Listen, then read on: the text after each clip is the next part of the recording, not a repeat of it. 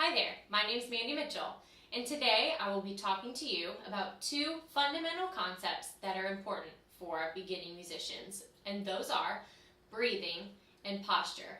I've decided to group these two together because breathing and doing it well relies so much on having good posture.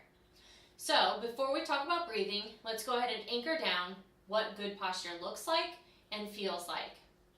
For the purpose of this video, I will only be talking about seated posture because as a beginning musician in a large ensemble classroom, you're usually learning to play your instrument seated. So for those purposes, we'll remain seated and know that many of the concepts that we talk about when we are seated apply directly to when you stand up as well. So one of the first things that you need to be aware of is how the positioning of your legs are and also the positioning of your upper body. For this, we won't need an instrument because we're going to try to really focus on body awareness rather than fumbling with hand position and all of those things that we've been talking about before as well. So when you sit down in a chair, our natural tendency is to want to lean back, get comfortable, relax, slouch our back, but these things do nothing for your breathing. So we need to remember that we need to pull ourselves forward off of the chair and think about your upper body as being in one straight line. So your head lies on top of your shoulders, which rest on top of your middle portion of your upper body, resting on your hips, which are anchored down on the seat. Next, you will want to look down at your feet and make sure that they are both touching the ground. We don't want them propped back under the seat. We don't want them far out in front of us. We want to make sure that our knees and our feet form a nice 90-degree angle to the ground. That way, we're nice and stable in our chair and we are less likely to move. So once we've done that, another key point for flute players, in an ensemble or a large ensemble classroom, many times it becomes cumbersome to be sitting right next to someone and your flute is obviously sticking pretty far out to the side. We'll want to make sure that our chair and our body are angled slightly. That way the flute does not stick directly into the person next to us, which could cause us to bump them and get off whack with ourselves. Make sure you're angled slightly. That way that you are behind the person next to you instead. But none of the fundamental things that we just talked about will change when you angle your chair. Having the chair angled allows you to still focus on the straight, sturdy upper body and nice posture. Now, when it comes to breathing, many times when we talk about it, it becomes this new separate entity. But really, breathing is a natural process. We do it every day, all day, and we don't have to tell our bodies to breathe. So, why do we have to contort our bodies or breathe in a strenuous way in order to play our instrument?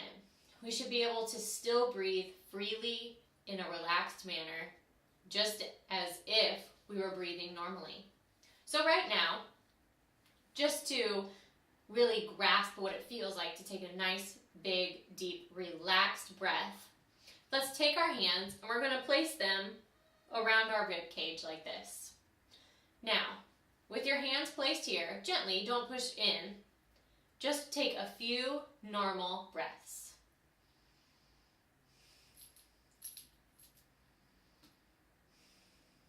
You should feel your lungs expanding. It almost as if your rib cage is moving out this way and out this way. The upper portion of our body does not need to move. The shoulders do not need to come up. The chest does not need to strain itself and rise really high. Instead, our lungs and the flexibility of our rib cage do all the work for us. Now what I want you to do is take your hands again, place them around your rib cage, and and we are going to take a very large breath. But when you take a large breath, let's do it slow so that we don't cause any extra tension in the throat, the shoulders, the neck, or the back.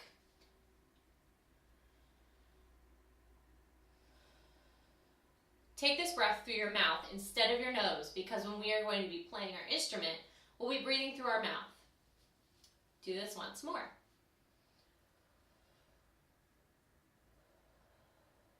You should feel a definite expansion of the lungs and the rib cage in turn. Again, expanding this way, out and open, without having to breathe up high, up here, which could be even worse. And the breath does not come from up near our shoulders. Think about your breath as low and deep instead of high, pitched, and high up in the body. Now, as you move forward in picking up your instrument and getting ready to play, remember, before you pick up your instrument to play, focus on taking a relaxed breath just as we have worked on here. Thinking about the rib cage and the back expanding forward and back instead of the chest moving up, the shoulders moving up, causing unnecessary tension in the throat, the neck, and the back. We want to let our lungs do the work to fill up with air instead of trying to fill up our entire chest cavity, which will happen if we are taking a nice, relaxed, deep breath.